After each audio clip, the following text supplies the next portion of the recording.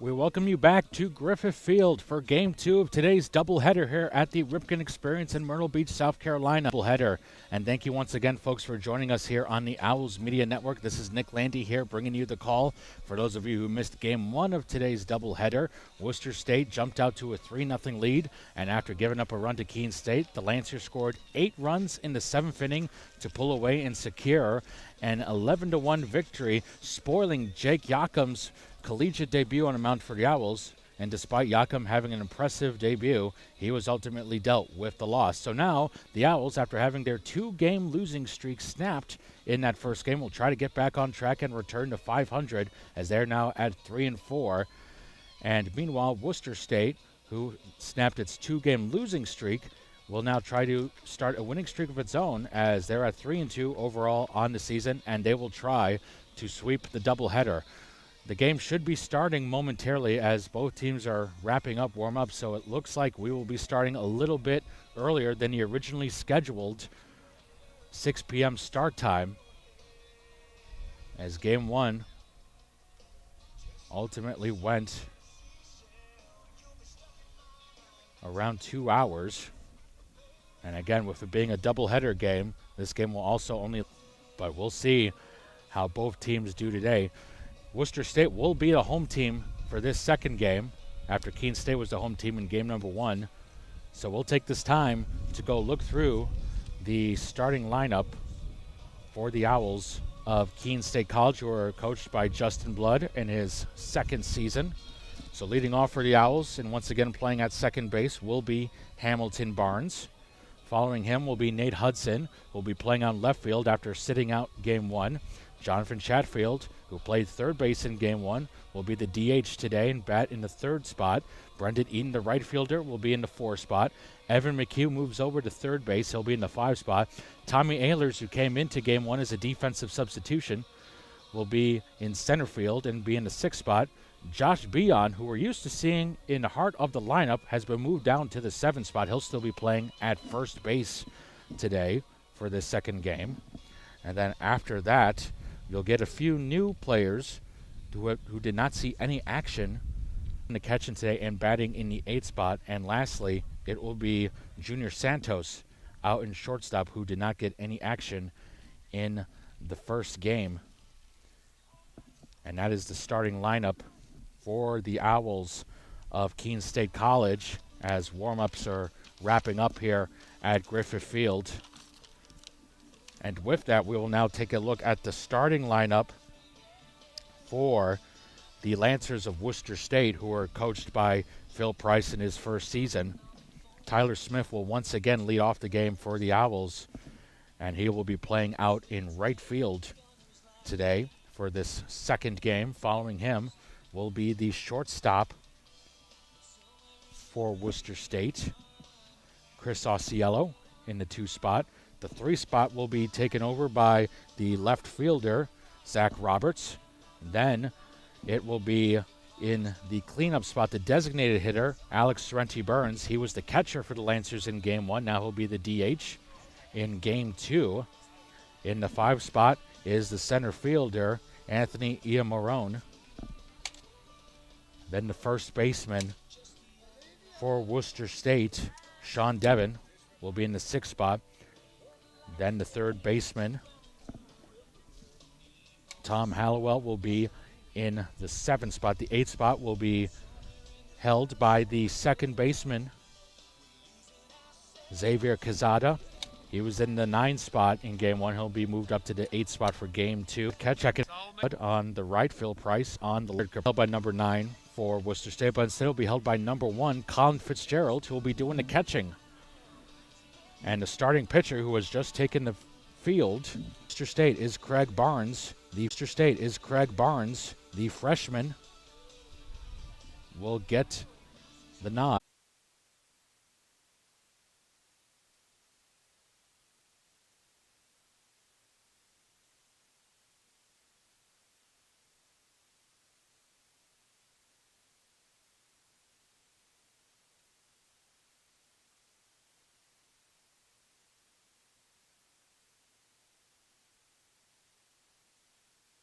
But game 1 of the doubleheader behind him, in which he only reached base once in 4 trips to the plate. And the one time he reached base was on a fielder's choice, as he takes strike 1 there. With a first pitch at 5:54, so we're 6 minutes ahead of schedule here. As there is ball 1. Barnes, in those other 3 plate appearances back in game 1, each of them ended up being a ground out.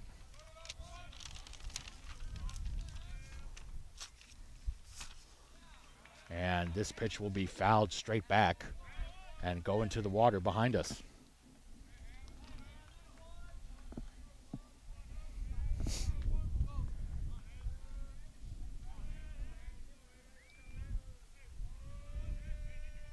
And here comes the 1-2 from Barnes. Hit right up the middle, knocked down by Barnes, who gets the ball, and he will throw to first. A tough break there. Chatfield went 1 for 3 with a single, a strikeout, and a ground out. This next pitch is popped up to center field. Aya Marone will move back a few steps and make the catch for the final out.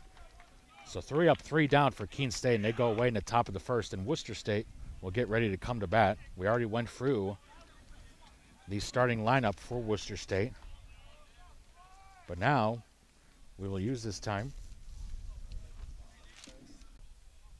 one of those singles.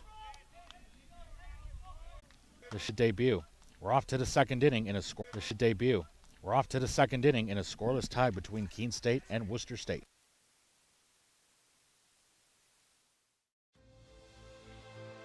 Passion's love. Passion is love for what you do. Because I think when you face challenges, it comes down to how much you want it and how much you love it. Passion is what keeps you going forward. Seeing so many people that were like-minded and so hardworking in their sport and academics, being surrounded by like-minded people makes you want to be more passionate. I think it pushes you to a different level that maybe you didn't think you had. And you can do the best of both worlds and love all of it. Header between Worcester State and Keene State in a scoreless tie right now, as Craig Barnes warming up on the mound.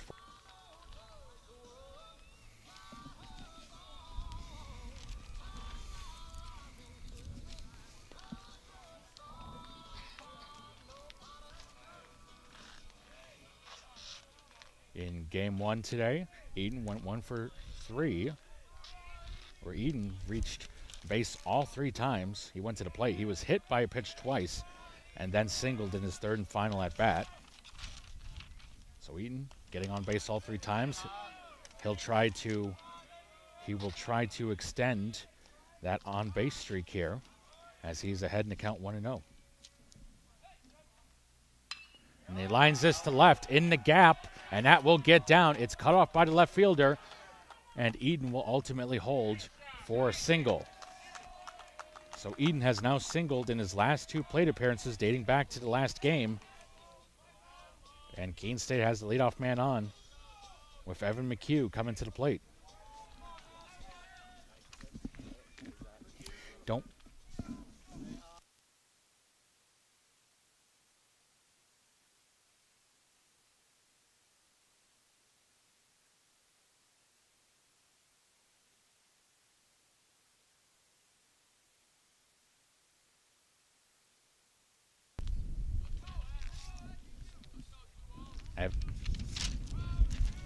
McHugh went 1 for 3 in game 1 with a single, 2 groundouts and a walk.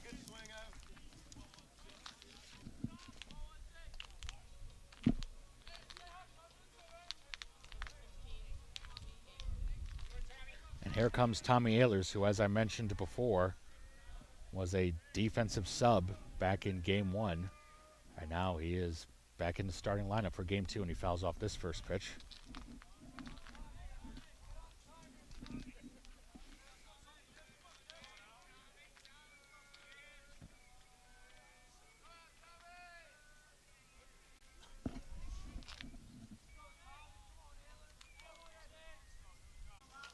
The first baseman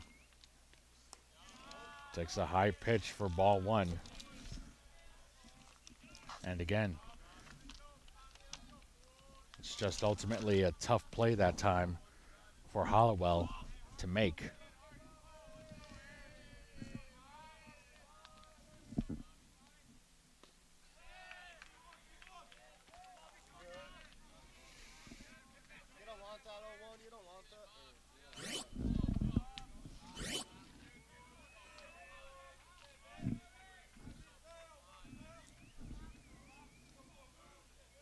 Here's the 1-1. And that is a soft shot to the shortstop. And that is caught by Osceola. And the throw back to second, not in time. So Vion retired on that play. And there's 2 outs now. So here's the catcher, Cam Baker, making his first appearance in either game today.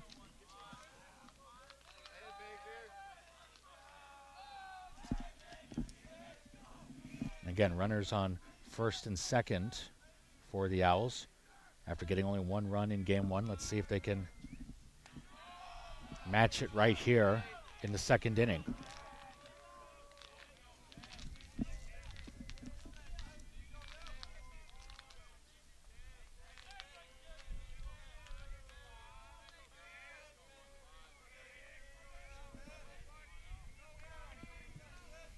The 1-0 just gets the inner part of the strike zone. Baker, a catcher, pitcher,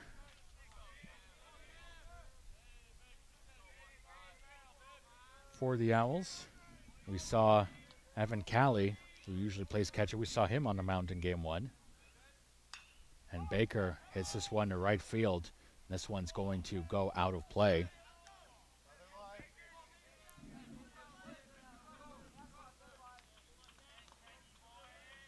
So Baker, a multi-purpose player, just like Calley at both pitcher and catcher. Baker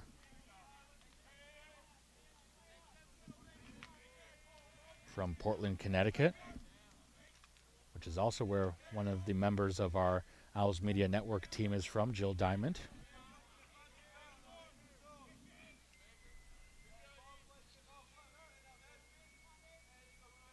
Here comes the 1-2. That's hit foul down the third base line.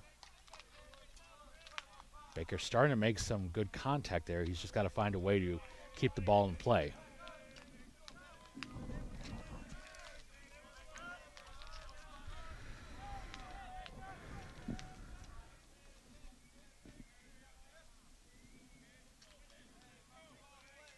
Here's the 1-2.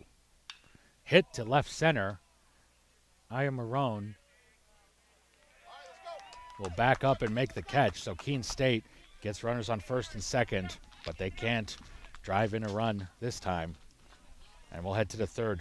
The score. Passion is love for what you do. Because I think when you face challenges, it comes down to how much you want it and how much you love it. Passion is what keeps you going forward. Seeing so many people that were like-minded and so hardworking in their sport and academics, being surrounded by like-minded people makes you want to be more passionate. I think it pushes you to a different level that maybe you didn't think you had, and you can do the best of both worlds.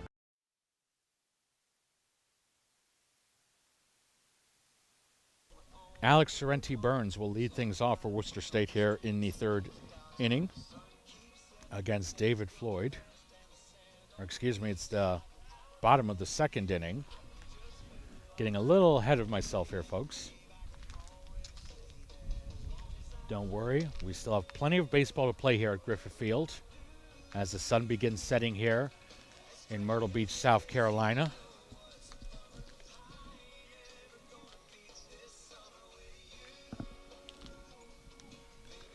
Floyd again having a 1-2-3 inning in the first with a strikeout.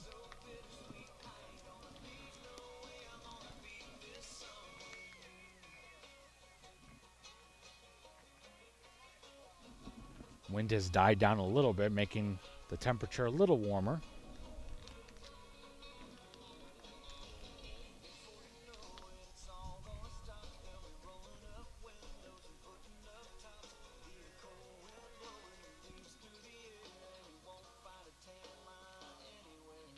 This is game number 6 that Keene State is playing here in the Ripken Experience down here in Myrtle Beach.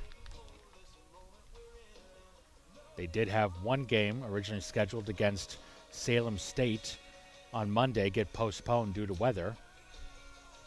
But they've been able to get every other game in. And they right now have a record of 2-3 in the Ripken Experience.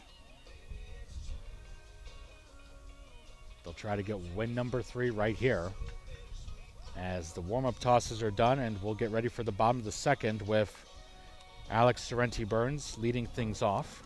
Sorrenti-Burns played catcher in game 1 for the Lancers, but he's the DH here.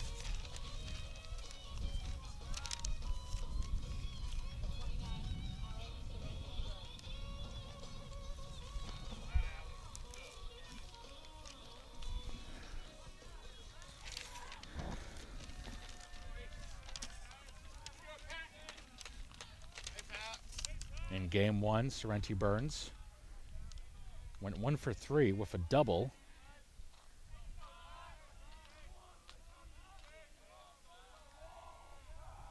And he also got on base with a walk as he pops this one up to right field. Will it stay in play? And this will just drop in foul territory. A big break there for the Owls as Eaton and Beon were having a hard time getting to the ball there.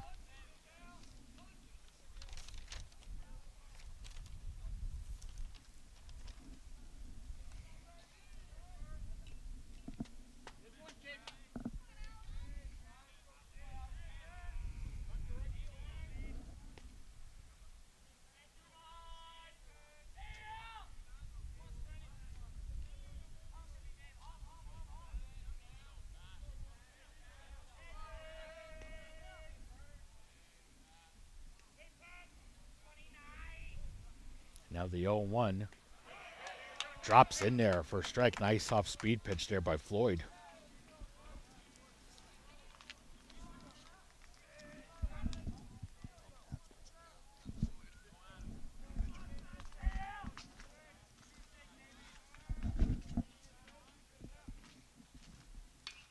Now a line shot to left field. Going back is Hudson. Gets to the warning track. He will make the catch for the out.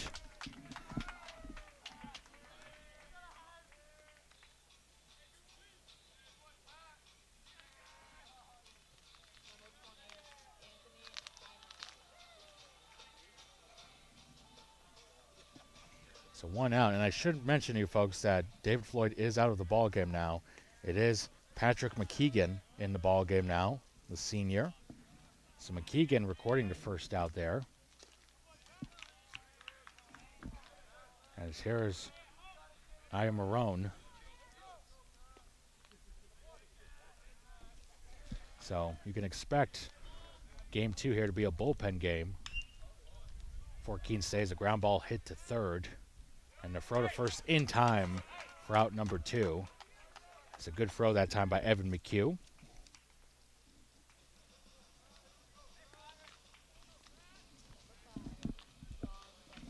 And here's the first baseman now, Sean Devon, up to the plate. With 2 out here in the bottom of the second. McKeegan, last year for the Owls, appeared in 13 games, starting in 3 as this is fouled out. In 13 games, McKeegan struck out 15 batters in 24 2/3 innings pitched. One of his biggest highlights was on April 16th, where he pitched 4 innings, striking out 4 batters against UMass Boston.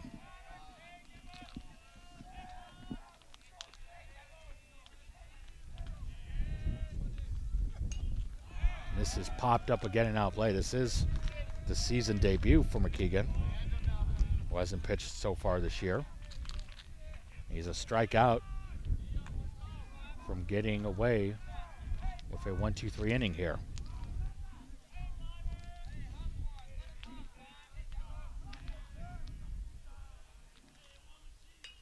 This is a soft line drive, and Hamilton Barnes runs over and makes the catch for the final out. A great job there by Barnes. And that will end the inning. A 1-2-3 inning for McKeegan. And now we will head to the third inning in a scoreless tie. between the Owls and the Lancers.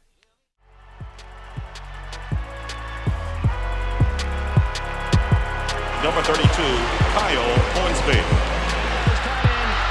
Inside the 30. Touchdown. Michaela burns it. An incredible finish by Hall. The NCAA and its member schools offer nearly 500,000 college athletes a path to go pro in something other than sports. Learn more at ncaa.org.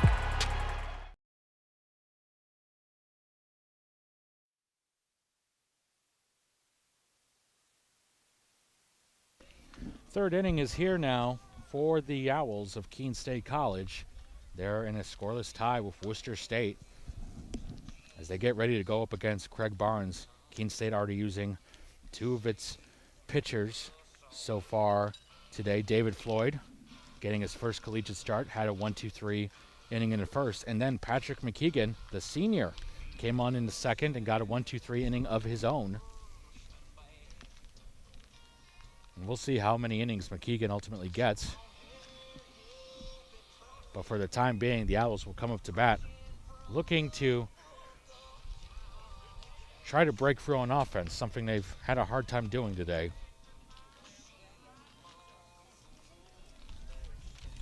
They will send up this inning their 9-1-2 hitters.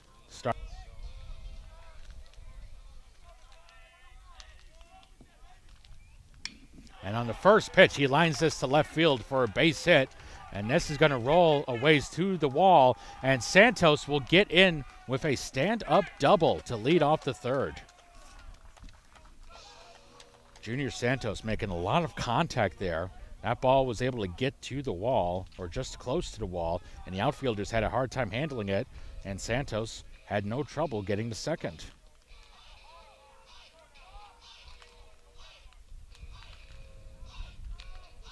And now Santos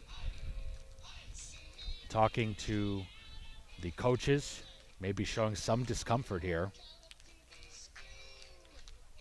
Trying to walk it off. Now he's going to try to jog it off, see if he can stay in this game. It would be a tough loss for the Owls if Santos has to leave. One of the more experienced players on this team, the senior, providing some stability. And he will stay in the game as Santos has provided and is providing some stability in the bottom of the lineup for Keene State. So with Santos staying in the game after the leadoff double, we go back to the top of the lineup where it's Hamilton Barnes up to bat. He grounded out to the pitcher to lead off the game. And he swings and misses at that first pitch. It was a tough break for Hamilton Barnes as Craig Barnes, the pitcher, was able to stick his glove out on a hard hit ball up the middle and stop the ball, and then pick it up and throw it to first. Makes contact this time, and Craig Barnes can't stop that one as that's through for a hit, and Santos has to stop at third as Barnes now going to second. The throw goes off target, but it is stopped by Osceola. Osceola just saved a run from scoring there. Hamilton Barnes made a quick effort to go to second. Though not stop that, Santos would have been able to score. It did seem that Santos was having some trouble getting to third, so we'll see if he'll be okay moving forward. But right now it's runners at second and third with nobody out. And now it's Nate Hudson up to bat. He flew out to center field in the first inning.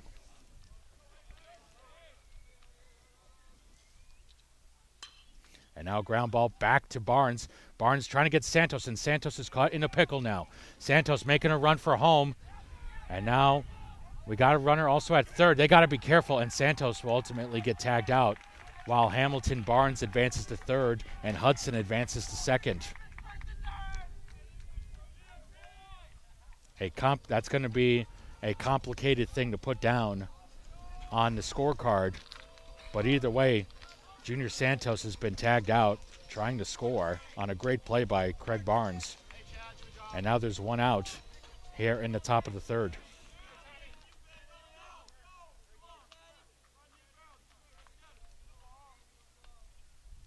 And on the first pitch, Jonathan Chatfield sees he fouls that off. Chatfield also flew out to center in the first inning.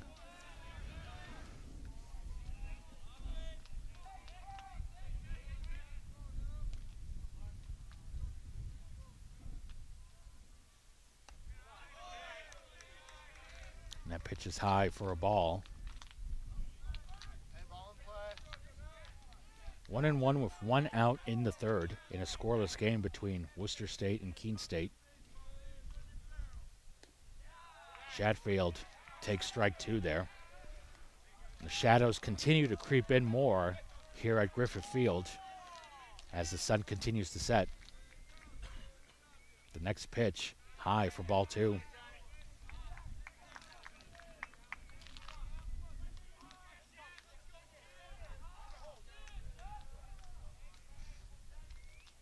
Here's a breaking ball. That does not get the call, and the count's full.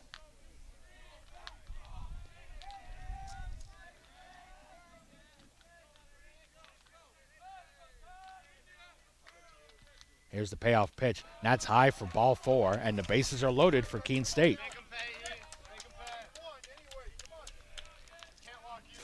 The second inning.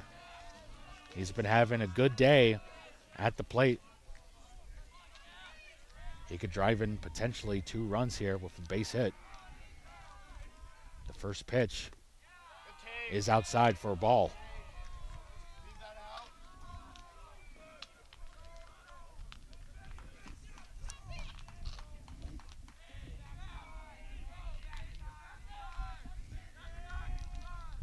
And that pitch is in the dirt for another ball.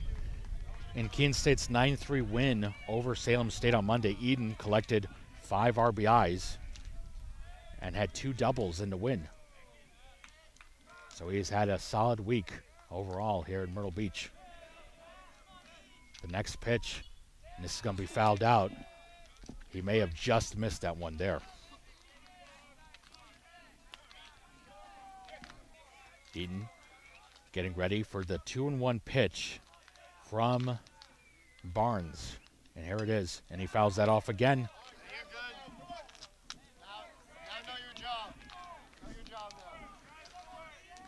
Counts at 2-2 now. Do your job. Greg Barnes in a difficult situation for the Lancers. Let's see if he can get out of it. The next pitch. That's hit up the middle. And the second baseman stops it, tosses to second, to throw to first, and it is not in time, and a run successfully scores for the Owls.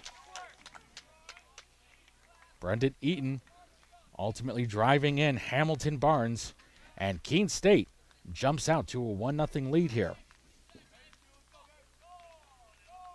So Chatfield forced out at second, Hudson advancing to third on the fielder's choice.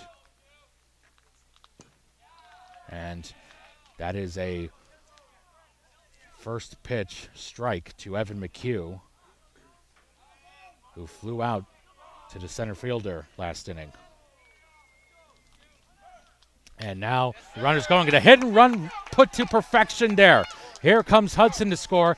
And going around third is Brendan Eden hustling home. The throw is not in time. 2-run score on the successful hit and run RBI single by Evan McHugh. It's 3-0 Owls. It just feels like we see the hit and run less and less in baseball, but that time, that hit and run was executed to perfection as McHugh sending that ball to right center. Hudson came in to score easily, and Chatfield was able to come around from first and beat the throw home. That's 2 RBIs added to the stat sheet for McHugh, and there's a runner at first still for Keene State with 2 outs in the third, for Tommy Ehlers. Ehlers had a single back in the second.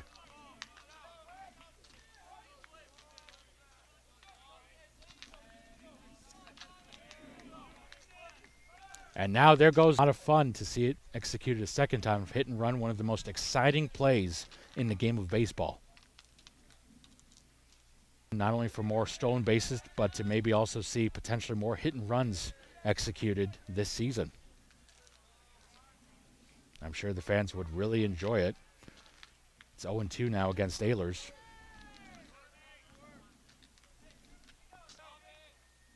Pro here and good job by Ehlers taking a ball that time.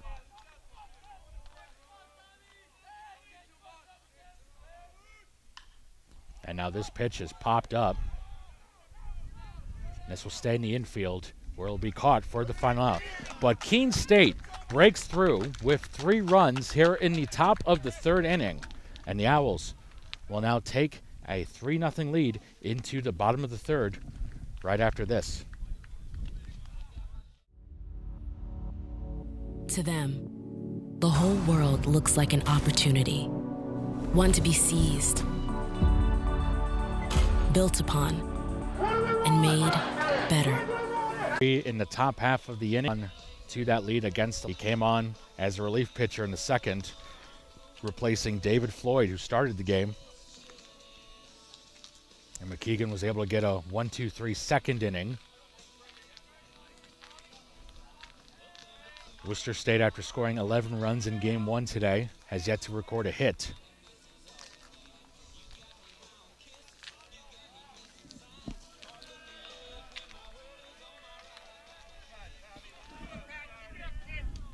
Here to lead off this inning for the Lancers is the 3rd baseman, Tom Hallowell, who fouls off that first pitch.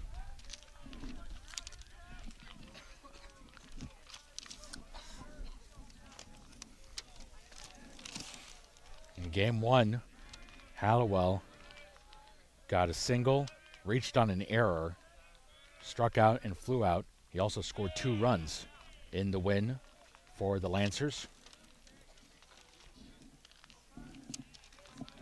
It is now a 1-1 count.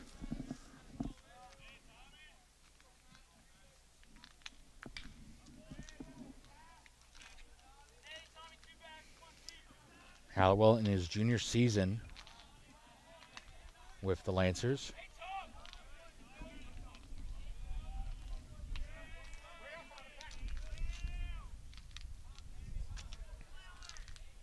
And now here's the 1-2 from McKeegan. Swung on and missed for a strike 3. As McKeegan picks up his first strikeout of the season. And there's 1 out in the 3rd. That brings up the 2nd baseman, Xavier Casado.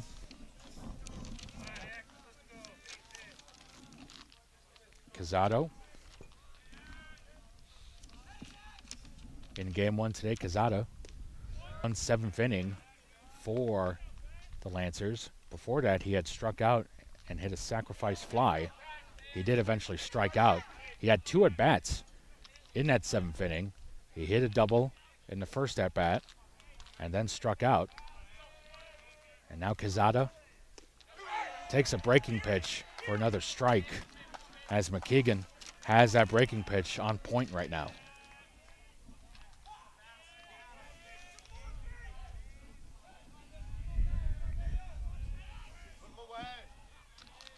And now here's the 1-2.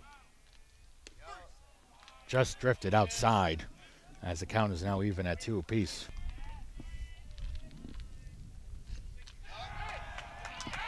And there's another strikeout there for McKeegan, who has now struck out 2 batters in a row. And there's 2 outs here in the 3rd.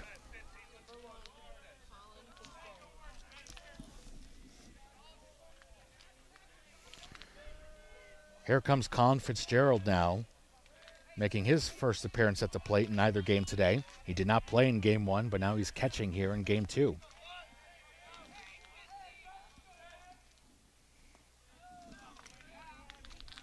Again with the pitch. Patrick McKeegan trying to get another 1-2-3 inning here. Can he strike out the side? Doesn't that time. Instead, he gets a date. College sports fans, get ready for game day with officially licensed merchandise from the NCAA official online shop, ncaa.com/shop. Get the whole family geared up with the best collection of apparel and accessories, including t-shirts, sweatshirts, headwear, championship gear, and more. Visit the NCAA shop for today's special offer and rep your favorite team now. Only at ncaa.com/. Here to lead off the first inning is Josh Beon, the first baseman, and the whole Keene State dugout up. They're looking for a monster hit from their first baseman. Beon, usually we're used to seeing in the heart of the lineup, but instead he's been bumped down to the 7th spot as here he hits a ball to second base, and he will be thrown out. They will say he is thrown out. A great job that time to keep the foot on the bag and still record the out. Shane Devon, a great play that time, as that throw that time by Quezada was just a little bit off the mark. Here's the catcher now, Cam Baker, for the Owls.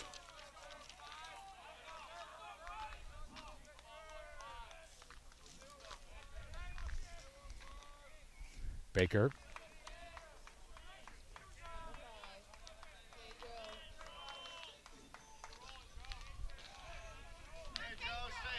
And now is Pedro Santos.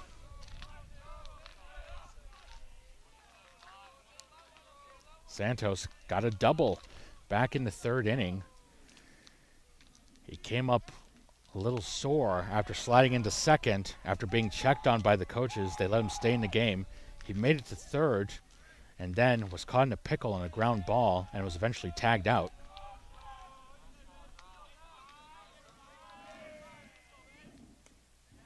Hey, you don't want that. Good pitch. You don't want that. Santos in a 1-1 count right now.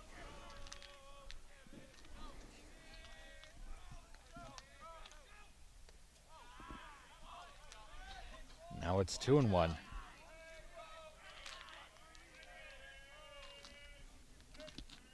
Pedro Santos, also known as Junior Santos. Before he came to Keene State, he was named a top 10 conference infielder while at East Hartford High School in Connecticut. Hey, 3-1. Be smart.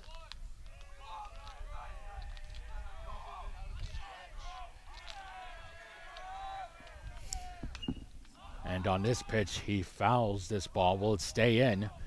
It will.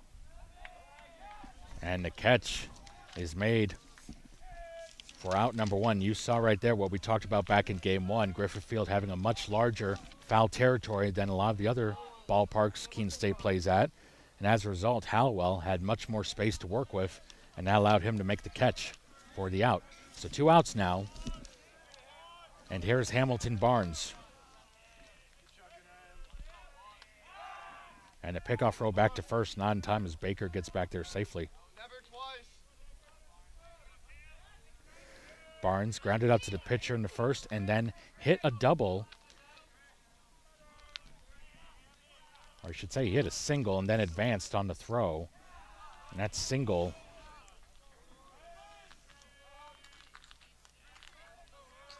was the play where Santos was thrown out in the pickle between third and home. And there's a base hit by Barnes. So Barnes has his 2nd single of the game as he successfully moves Baker up to 2nd.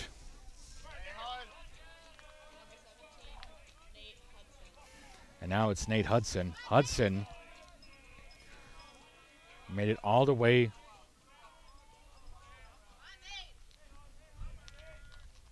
to 2nd. And my correction, it was Hudson that hit into fielder's choice where Santos got thrown out between 3rd and home. Barnes hit a single, and Santos, you could tell, was not 100% because he had a hard time getting to 3rd, so he had to hold up at 3rd, where usually, if he was fully healthy, as that throw back to 2nd, not in time, Baker gets there safely. If Santos was fully healthy, I'm sure that Santos, if he was fully healthy, would have been able to score on that hit by Barnes. but it did not happen. And instead, Keene State would eventually still score 3 runs after Santos was tagged out. And now the Owls have runners at first and second with 2 outs here in the 4th.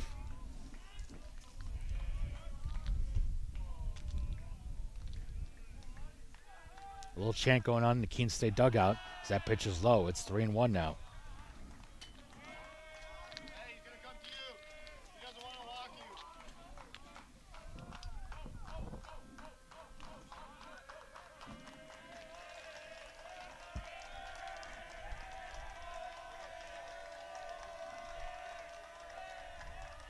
And a throw back to second by Barnes.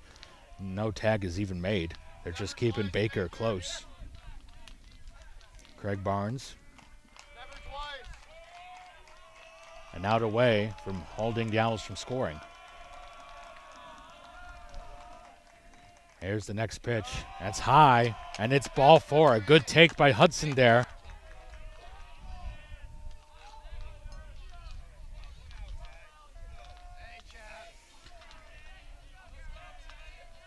So with the bases loaded, here comes the designated hitter, Jonathan Chatfield. And on the first pitch, he's going to pop this one up to left field where the catch is made for the final out. And the Owls strand the bases loaded and can't get any runs across. We'll head to the bottom of the 4th inning in a 3-0 lead for Keene State.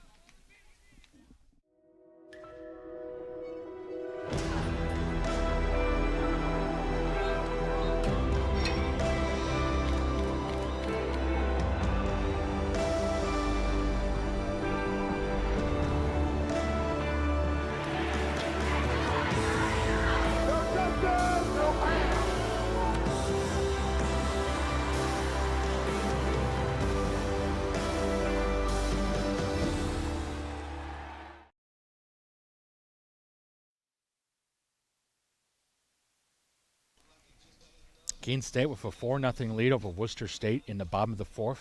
Patrick McKeegan back on the mound for another inning of relief. This would be his 3rd inning of work after he came in the 2nd inning for David Floyd in what appears to be a bullpen game for Justin Blood and the Owls. This is game 2 of a doubleheader. Keene State losing game 1 11-1, but can win here and get back to 500 at 4-4 heading into tomorrow's final game of the Ripken Experience for Keene State against Suffolk at 9 a.m., which will also be right here at Griffith Field. And you can watch that game right here on the Owls Media Network.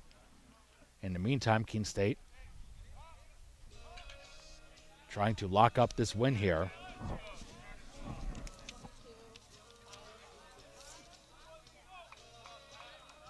And leading off for the Lancers is the number 1 hitter for them today, Tyler Smith.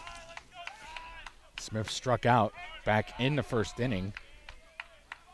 Worcester State not getting a hit in its first time through the lineup as they're out. Now the next pitch drops low for a ball.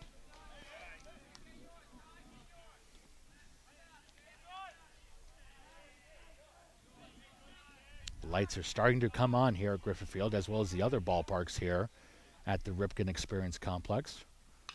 This is a high ball hit to left field, and Hudson will give chase as that lands foul.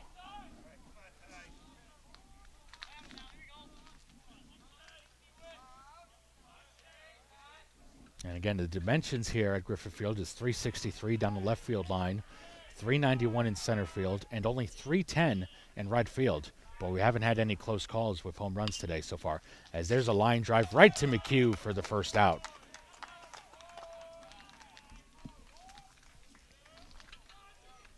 So Keene State has retired the first 10 batters they have faced so far. And here's Chris Osiello. He grounded out in the 1st inning.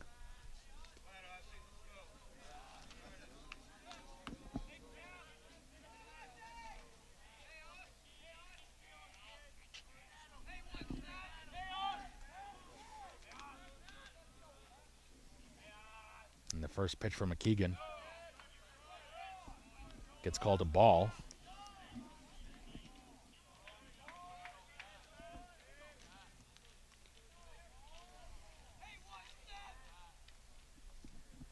Here's the next pitch. It's a ground ball to Santos. After a few hops, he plays it and gets the throw to first, and stretching out to make the catch is Bion, as the throw is in time for out number 2. Good play by both Santos and Bion there. So now the Owls are on the verge of another 1-2-3 inning. Hey, Pat. Keep shoving. And here's Zach Roberts now. He popped up to end the first. That pop-up went to Bion.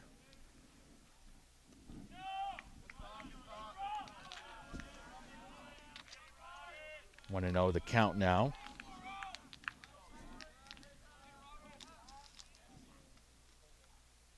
The next pitch gets called a strike.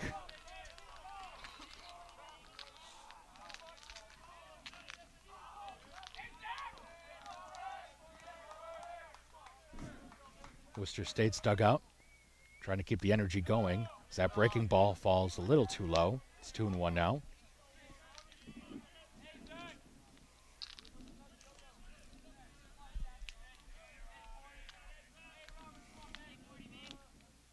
And this pitch is grounded to McHugh, who gets down to play it.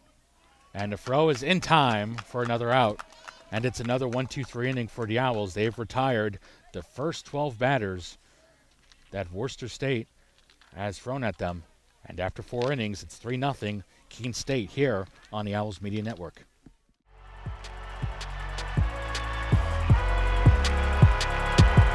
Number 32, Kyle Hornsby. Inside the 30. Touchdown. Michaela Burgess. An incredible finish by Hall. The NCAA and its member schools offer nearly 500,000 college athletes a path to go pro in something other than sports. Learn more at ncaa.org.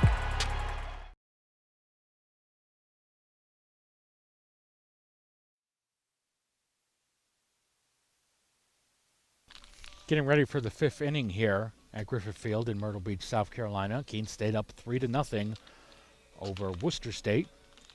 Nick Landy here. Thank you for joining us on the Owls Media Network for the second game of today's doubleheader and our second to last game here at the Ripken Experience. The final game is tomorrow at 9 a.m. against Suffolk. We'll have that game right here on Owls Media Network for you. But in the meantime, the Owls, who got all 3 of their runs back in the 3rd inning, will try to get more against Craig Barnes, who remains in the game for the Lancers.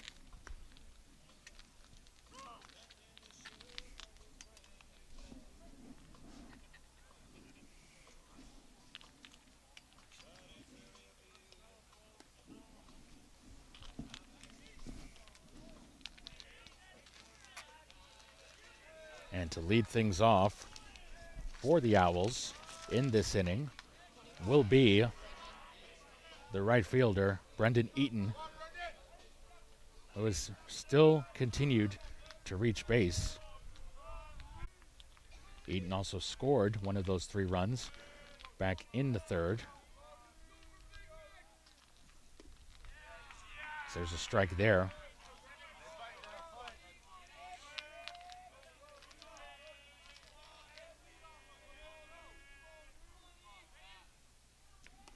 And a pitch high and inside nearly got Eaton in the arm there, but it just missed him. Instead, it's ball 1.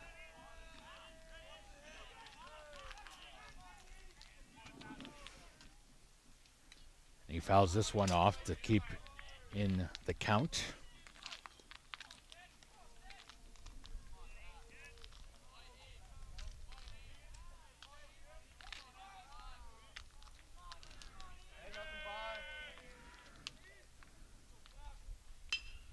And this is a line drive that is caught by the second baseman, Quezada. And for the first time in a while, Eaton is sent back to the dugout. With 1 out in the 5th, here's Evan McHugh, the 3rd baseman. McHugh flew out to the center fielder back in the 2nd inning and then reached on a single in the 3rd.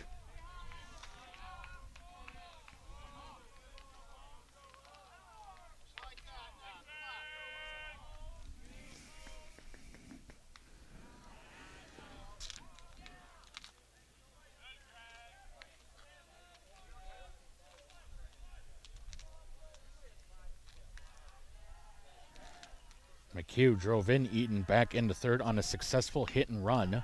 As this line to right field, and that's down for a fair ball, and that's going to get all the way to the wall. And McHugh heading to second with a stand-up double, as he is now halfway to the cycle.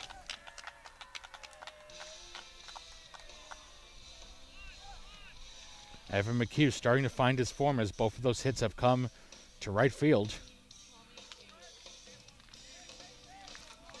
And now Tommy Ehlers will come to the plate for runner in scoring position and only one out.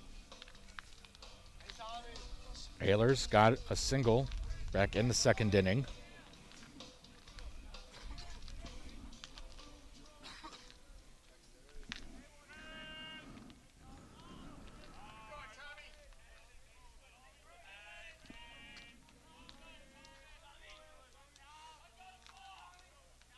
And the first pitch from Barnes is high for ball one.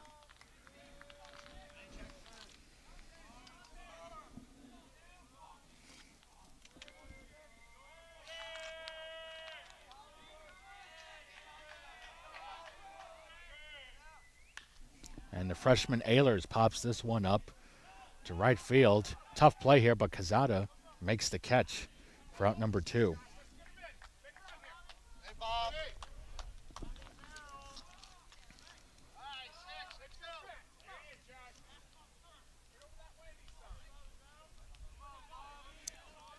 With two outs, it's the first baseman, Josh Beon, off the bat. He's on a cold streak, struggling to get a hit. He's 0 for 2 here in today's game.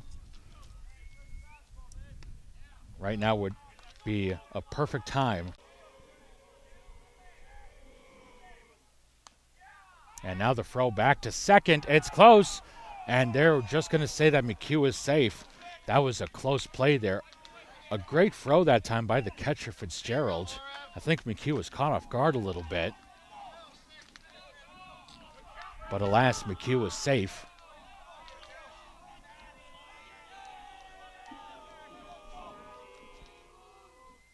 And now Beon takes the ball there.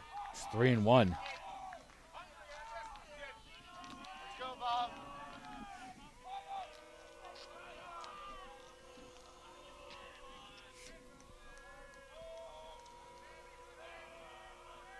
And here is the next pitch. Swung on and missed. Beon was hoping to get a hit right there. And now it's a full count.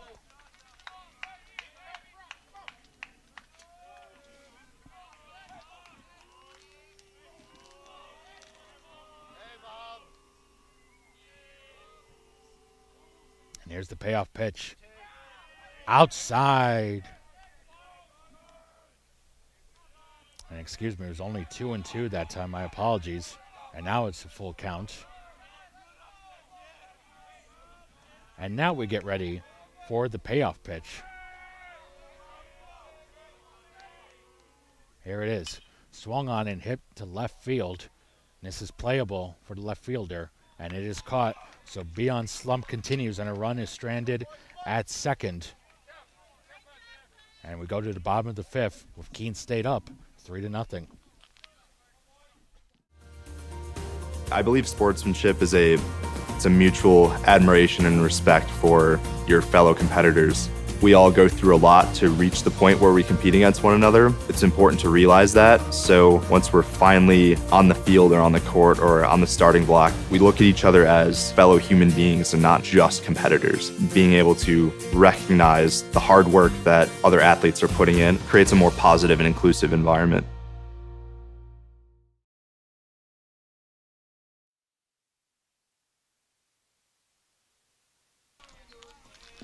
Patrick McKeegan on the bump again for Keene State. Here in the bottom of the fifth with the Owls up 3-0 on the Lancers of Worcester State. McKeegan again has already thrown 3 innings of relief for David Floyd, who started and pitched the first inning. And the tandem of Floyd and McKeegan has been successful so far as Keene State pitching has retired the first 12 batters they have faced. And they will get the 4, 5, and 6 hitters here this inning for Worcester State. Starting with the designated hitter, Alex Sorrenti Burns, who flew out to start the second inning. Now on here at Grickend as the first out.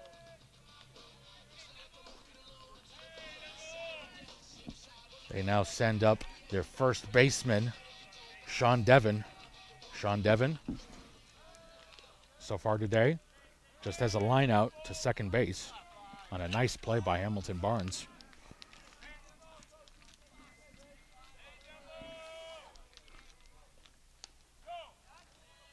There's the first pitch ball.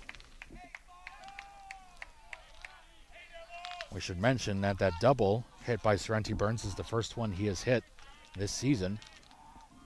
Comes at a big time for the Lancers as the ball is hit to Santos at short. This will move Sorrenti Burns to third as the throw to first is in time to retire Devon.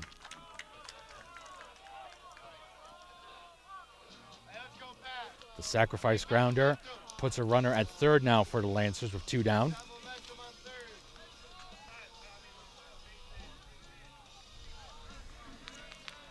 And now it's the third baseman for the Lancers of Worcester State, Tom Hollowell, who struck out in his only plate appearance in this game back in the third. He fouls off this first pitch.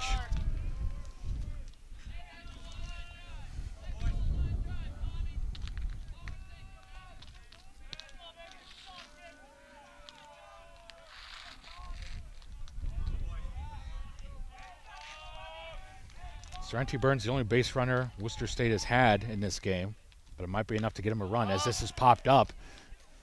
And got multiple outs chasing it, but this ball will go out of play. And it's now 0-2. With the sun going down here at Myrtle Beach, temperature getting a little more chilly.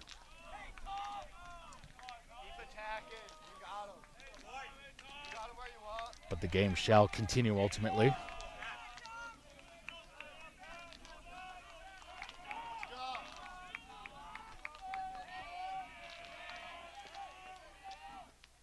The 0-2. Fouled off again. Hollowell staying alive in this at-bat with the Lancers' first run of the game at third base.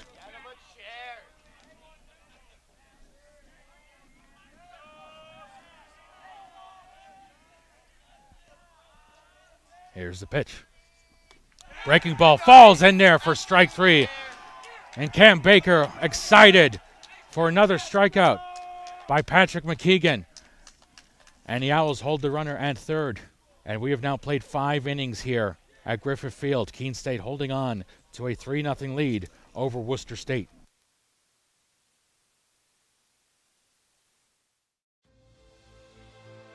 Passion's love. Passion is love for what you do. Because I think when you face challenges, it comes down to how much you want it and how much you love it. Passion is what keeps you going forward. Seeing so many people that were like-minded and so hardworking in their sport and academics, being surrounded by like-minded people makes you want to be more passionate. I think it pushes you to a different level that maybe you didn't think you had. And you can do the best of both worlds and love all of it. Game 2 of today's doubleheader against Worcester State. The Owls lead the Lancers 3-0 and just had a big inning where Patrick McKeegan was able to hold a runner at third and prevent him from scoring. Keene State would definitely love to have some insurance runs. Their stay here at the Ripken Experience began on Sunday with a doubleheader against Framingham State, and in that first game, they took a 4-0 lead into the 7th inning.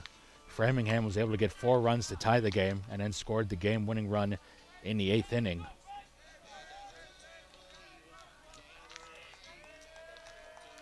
The Owls are hoping to avoid that tonight. And to lead things off for the Owls this inning is the catcher, Cam Baker, who we saw got really excited after that last strikeout by McKeegan to end the 5th. As he takes first pitch, ball 1.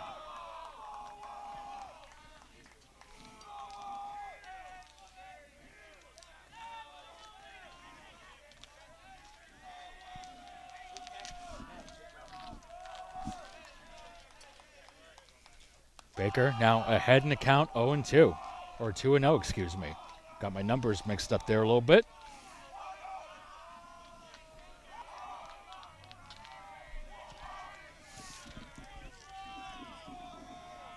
And now it's the 3-0. That gets called a strike. It's 3-1. Baker flew out to center in the second inning and then got a single in the fourth.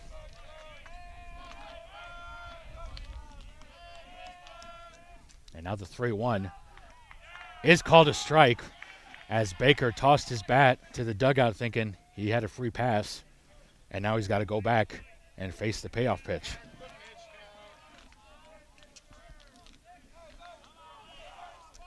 And here is that payoff pitch. Swung on and missed for strike 3 as Baker the 6th. And here comes the shortstop, Jordan Santos. But before that, there is a mound visit.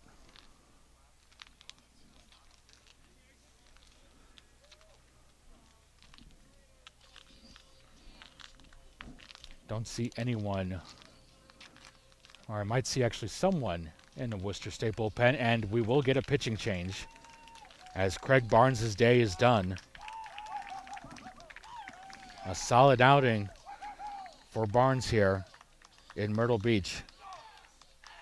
As we mentioned, this was his collegiate debut, and he had a good outing, but he is in line for the loss. And we'll tell you more about the new pitcher for Worcester State after this quick timeout.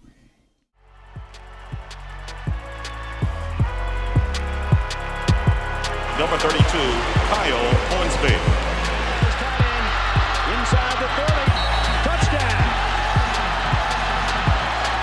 Michaela Burgess. An incredible finish by Hall. The NCAA and its member schools offer nearly 500,000 college athletes a path to go pro in something other than sports. Learn more at ncaa.org.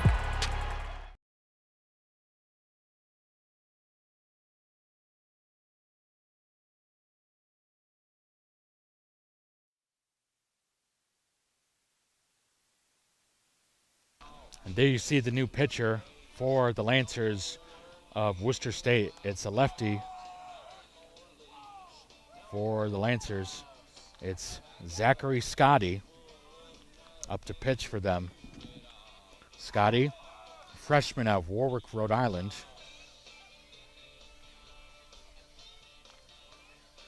And this is his third appearance on the mound this season. He previously appeared on March 11th against Scranton and March 12th against McDaniel. In that game against Scranton, he pitched 2 innings and got 2 walks and 2 strikeouts. He takes over for Craig Barnes, who ultimately finishes the night going 5+ innings and giving up 3 runs, putting him in line for the loss.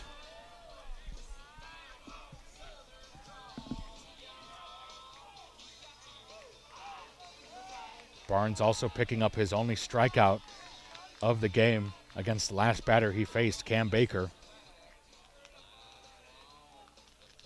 So after Barnes goes 5 1/3, Scotty will now face his first batter, Pedro Santos.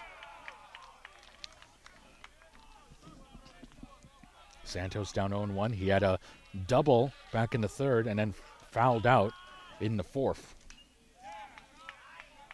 Fouls this pitch off, and he's already down 0-2.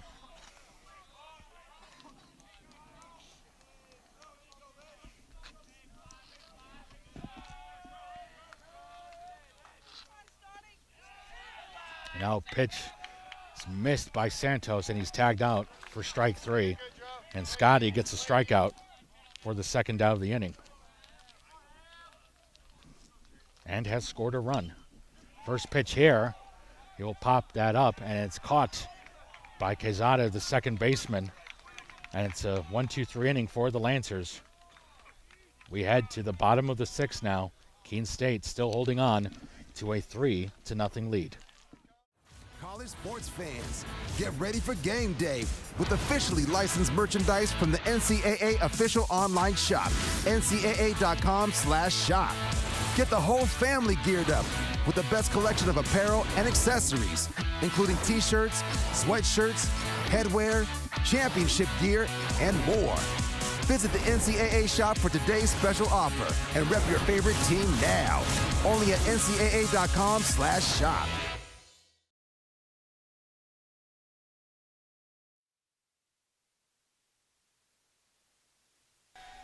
It's a 3-0 lead for Keene State as we get ready for the bottom of the 6th inning. And with that, Keene State has now put out a new pitcher, and it's sophomore Liam Conley making his second appearance on the mound here in Myrtle Beach. You may remember that Conley was the one that was tasked to wrap up the first game of the week, and Conley ultimately gave up 4 earned runs, or was responsible at least for giving up those 4 earned runs that allowed the Rams to come back and tie the game and eventually win it in extras.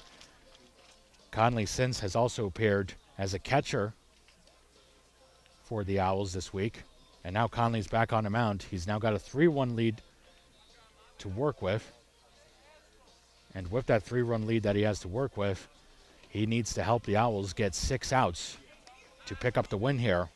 It's an opportunity at redemption for Conley.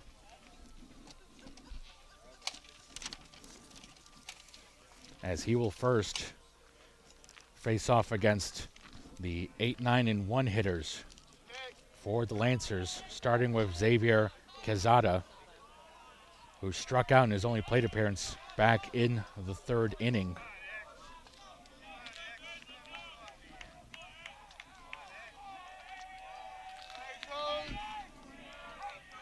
Let's see how things go for Conley. As the first pitch is in there for a strike. You'll see Conley's got a unique throwing motion where he's got that arm extended out to the side when following through. The next pitch is fouled out. It's 0-2 now. His windup and pitching motion kind of reminds me of Josh Hader of the San Diego Padres. Keene State does have another pitcher in the bullpen in case if they need it. And a ground ball to third, and McHugh will get it and throw to first in time for the out. So Conley gets the first out. And now it's the 9-hitter, Colin Fitzgerald, the catcher. Fitzgerald grounded out to short back in the 3rd inning.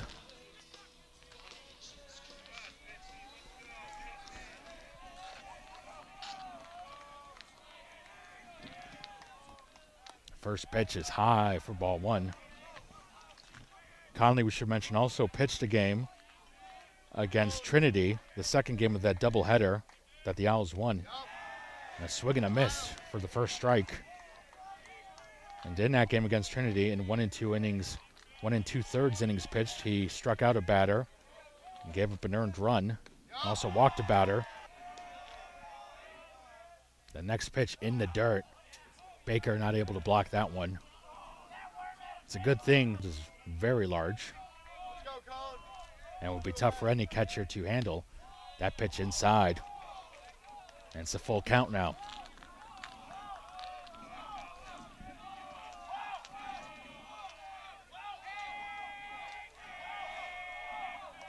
A lot of noise from the Worcester State dugout as that pitch just misses the inside corner, and it's a walk for Fitzgerald. So runner does get on base for the Lancers, and now it will be interesting to see how composed Liam Conley stays, if he can overcome it, as now it's back to the top of the lineup with Tyler Smith up to bat. Smith 0 for 2 for strikeout in the lineout this game. And there's the first pitch strike. Conley would absolutely love to have a double play here and get out of this inning.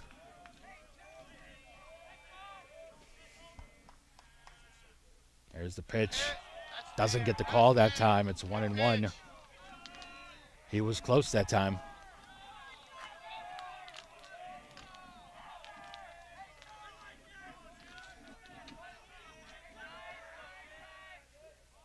And now Conley, it backfires. Now Smith is hit. About after those games against Framingham, how Justin Blood admitted that he probably should have handled the pitching a little bit differently in that opening game, and now Blood is coming out.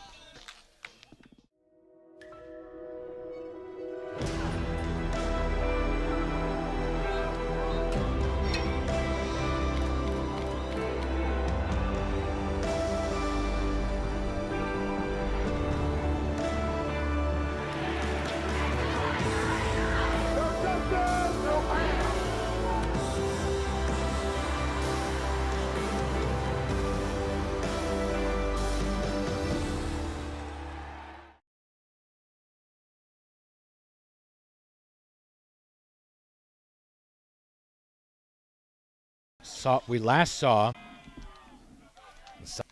the 2-1.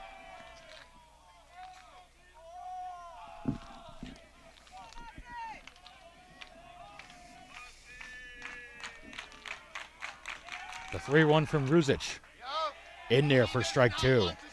So Dean Ruzic able to get to a full count here.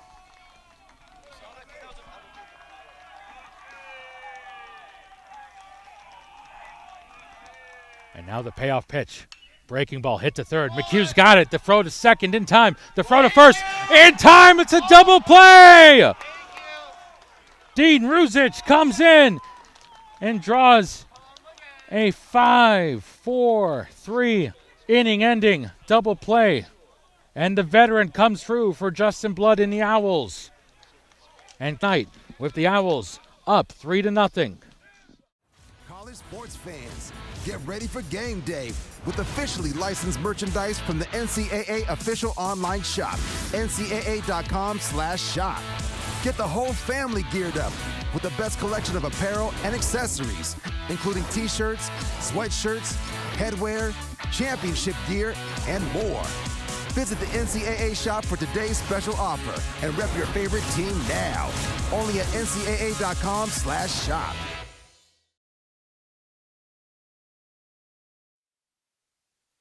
After getting the first batter out, he put the next two guys on base, and Justin Blood decided to go with one of his veterans, Dean Ruzic. That'll end the inning. Keene State 3 outs away from splitting the doubleheader against Worcester State. We'll see if they can do it right after this. I believe sportsmanship is it's a mutual admiration and respect for your fellow competitors. We all go through a lot to reach the point where we compete against one another. It's important to realize that. So once we're finally on the field or on the court or on the starting block, we look at each other as fellow human beings and not just competitors. Being able to recognize the hard work that other athletes are putting in creates a more positive and inclusive environment.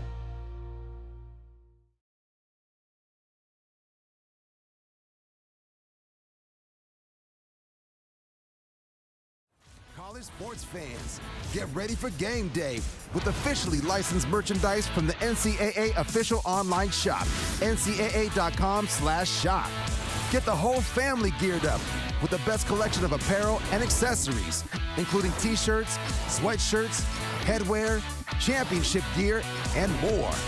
Visit the NCAA shop for today's special offer and rep your favorite team now. Only at ncaa.com/shop.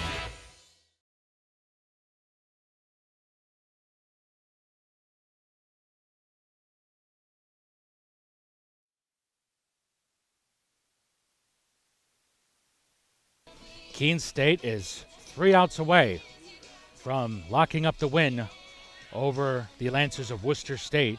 Keene State getting all 3 of those runs back in the 3rd inning. That is the difference so far.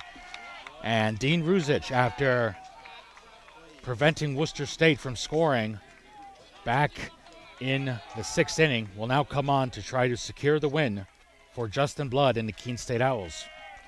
The first batter he will face is Zachary Roberts. Falls in for a strike.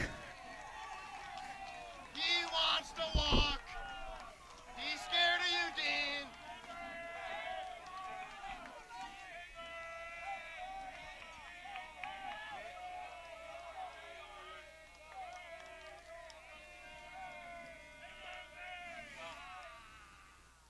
And that pitch hits Sorrenti Burns just got him on the arm. It's another hit batter, and the tying run now is coming to home plate for Worcester State.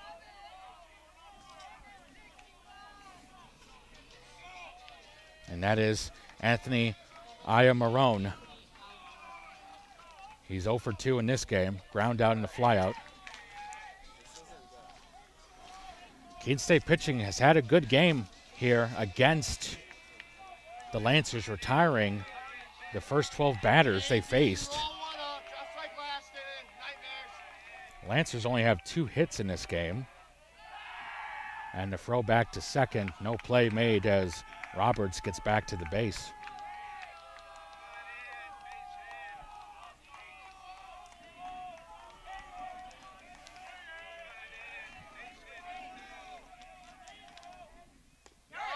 And there's a strike right there. Much needed for Ruzic.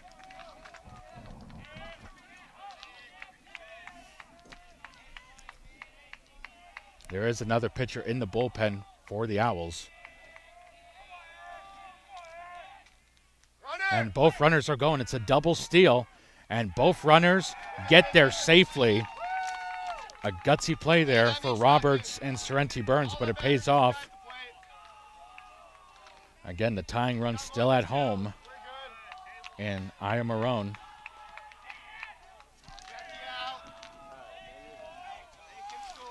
There is now an open base at first. I'm sure if they get a ground ball, Keene State will get it to first as a swing and a miss for strike 2. I'm sure if there's a ground out, Keene State will probably throw to first and concede the run just to get the out.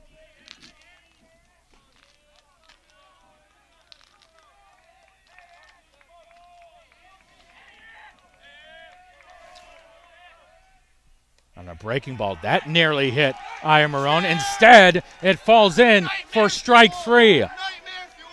A big punch out that time for Dean Ruzic. Keep it walking. And there's one out here in the bottom of the 7th.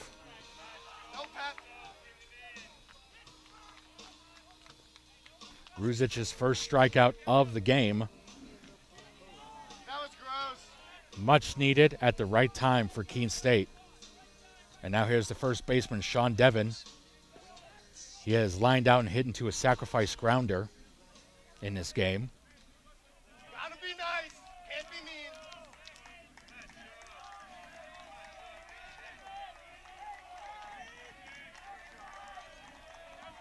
Here's one to replace. Trying to keep this game alive.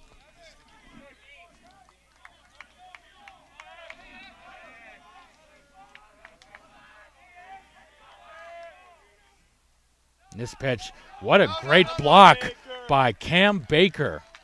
Baker just saved a run from scoring there. He literally blew an opportunity for them when they're making the decision, and why they stay is that we deliver on that promise. We have students from urban environments.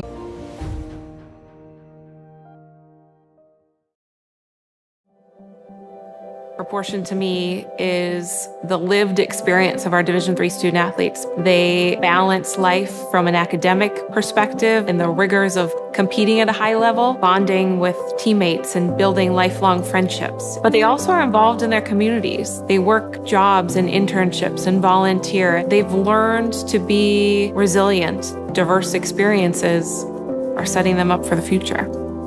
Passion's love. Passion is love for what you do. Because I think when you face challenges, it comes down to how much you want it and how much you love it. Passion is what keeps you going forward. Seeing so many people that were like-minded and so hardworking in their sport and academics, being surrounded by like-minded people makes you want to be more passionate. I think it pushes you to a different level that maybe you didn't think you had. And you can do the best of both worlds. Approach out there for amateur sport because it wants to approach out there for amateur sport because it wants student athletes to explore all parts of who they are. Be successful in the classroom, be successful in competition, be successful in the community. So our student athletes learn. Comprehensive learning is being able to adapt to experiences and apply the things that I learned. Being an athlete and juggling academics helped me grow as a person, and things that I've learned, I was able to apply it in another field, putting them into everyday life. Developing comprehensive learning helped me prioritize certain things to make sure I get to where I want to be. Responsibility is being accountable for your words and actions, first and foremost. It also is an obligation to be a positive influence in the communities around you. Being in a D3 program, you're going to have lots of different opportunities. You're not just an athlete, you're also involved in student life. Your academics are extremely important. We give a lot of our student athletes responsibilities right from the start by giving them leadership opportunities, by having them engage in the community, be a positive influence. That's being a responsible person. I believe sportsmanship is a mutual admiration and respect for your fellow competitors. We all go through a lot to reach the point where we compete against one another. It's important to... And a single thread is unique. Like each of us, full of purpose and potential. A strand designed to connect, strengthen, and unite. But we face different challenges and have different opportunities. By acknowledging that others may struggle in ways we do not, we can celebrate our differences, embrace each other, and fortify the ties among us. A single thread can fray, yet when it's woven with another, a bond forms. A new strength created by the fabric of the whole. Let's embrace the fabric we make together, the diversity of our threads, to reach beyond ourselves and overcome the impossible. The true power of our game comes from unifying our individual backgrounds, connecting our unique stories, enabling us to be stronger, braver, greater. We can achieve so much more when we are all as one. What a season. The confetti is going to fall. There she goes, and she's got it. How sweet is this, and how wonderful for the sport.